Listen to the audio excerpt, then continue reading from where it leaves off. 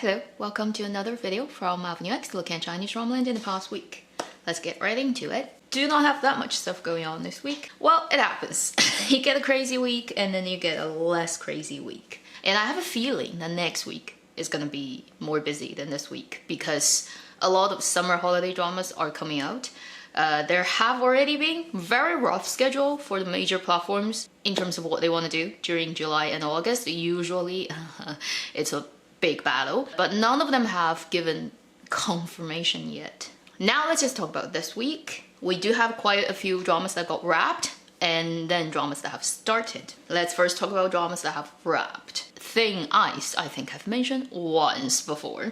薄冰 Mingguo Republic of China setting espionage drama has just wrapped, and they've released the first set of atmospherical posters for all the major characters, led by Peng Guanying and Chen Yuqi, and it's gonna be a Mango television drama, and they're aiming at putting it out next year. Also, it's one of those rare dramas these days when it starts to promote itself on its official account on Weibo, it doesn't list people in those ridiculous orders of like leading actors, leading supporting actors, leading special actors. There's so many dramas these days in China, okay, in order not to offend fandom, they would list all the actors. It's still in order of importance, but everybody has a title of leading. Everyone is a lead actor. They just lead in different ways, which is absolutely ridiculous. And this drama, just pick a different route. They literally add every actor's account, just the name. Like nobody has a title. It literally is a bulk of copy. They just add this person, boom, paragraph. Go figure who is the lead. Cool. I much appreciate that kind of attitude.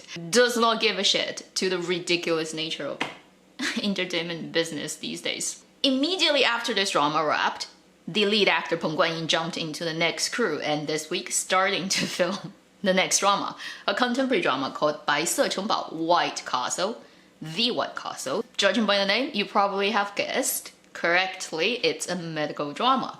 And it's gonna be led by him, Tu Songyan, Gai Yuexi, and quite a few other actors.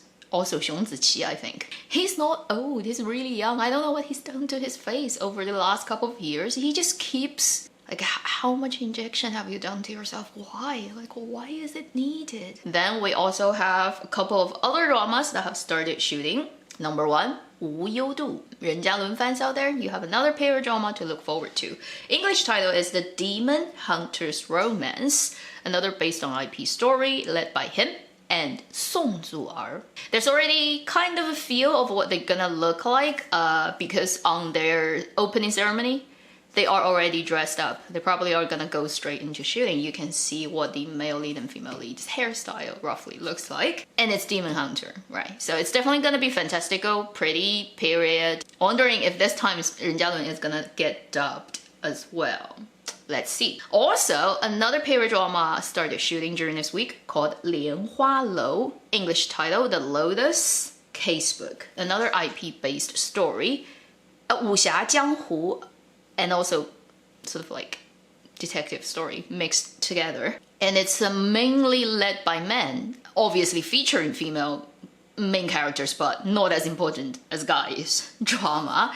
The three male leads are Cheng Yi, Zeng Shunxi, Xiao Shunyao. Two people who are enemies. They had a big fight, and then they disappear from Jianghu. 10 years later, one of them comes back under the disguise of being a doctor and get discovered by another person, and eventually the three guys come together and blah blah blah. It's a Jianghu story. If you are a fan of either of those three guys or all of them, well lucky you. Now you have something to look forward to. Also during this week, a drama that's still in the making, I think, has released their first set of official posters. That is the period drama led by Xu Kai and Jing Tian, 乐游园 Wonderland of Love. In those posters, you can see all the main characters' looks and what they kind of look like on set within the story. The styling is okay, not terrible, but don't think it's very well done.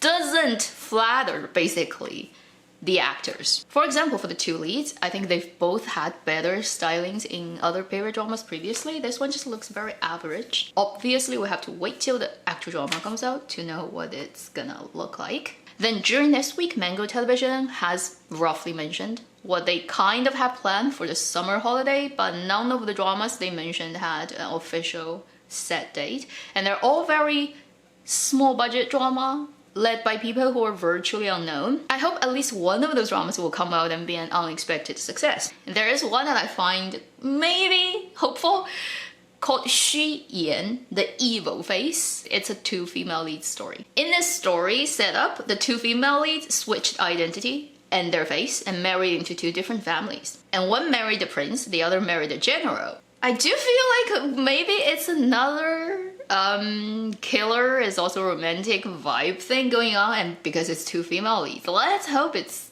a good watch. You know, I totally not look forward to masterpieces, but if it's entertaining, it's great. And then just a couple of other things that caught this week that made me, you know, have a lot of question marks over my head.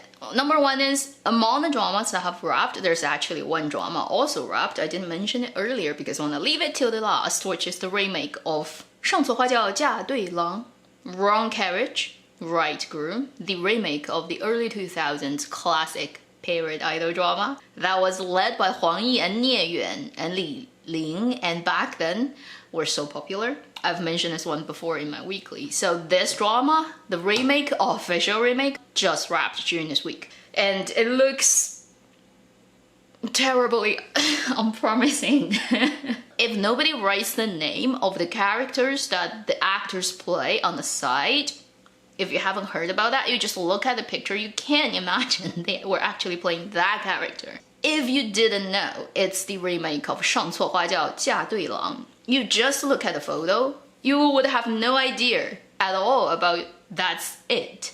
Just the looks of things is just so far away from the standard of the past. I mean, before we had HD, high definition, before all the material or hardware side of things of industrial standards were much lower, somehow back then, everything seems to be better.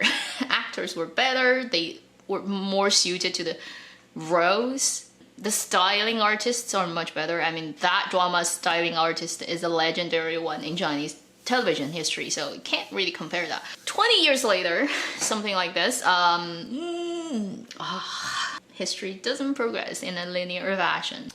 To wrap up today's video, we're gonna quickly talk about something that happened during last week while a drama went live and then get unanimously hated on China's internet, which is the legendary Life of the Queen Law thing. It's the costume that destroyed this drama's reputation, and it got, wow, carpeted on China's internet about being guilty. Literally, like it has a historical guilt now, because it is true that the stylist pretty much copied everything from Japan's ancient costumes. It's way too Japanese to the point that people just are super offended. Because the trailers tend to give you very short snippets of every scene, right? People didn't really see it clearly, but now you actually see all the characters showing up and be like, what?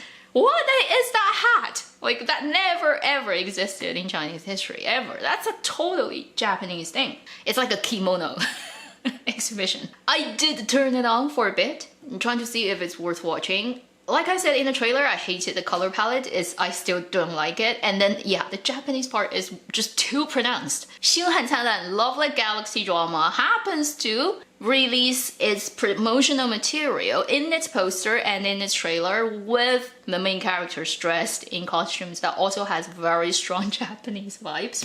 A couple of extremely easy to recognize style and things that only exist, okay, in kimono, in the Japanese style, particularly the knot tying of different belt. That's just not a Chinese thing at all.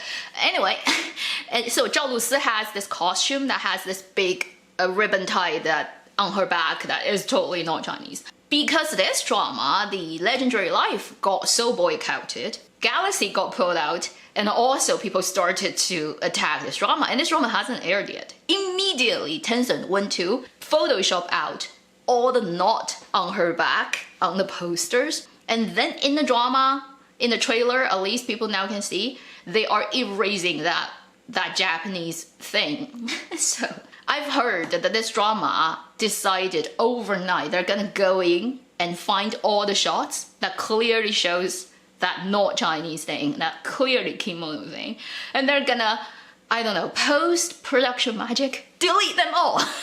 Or if they can, they're just gonna zoom in so that you are not gonna see the knot.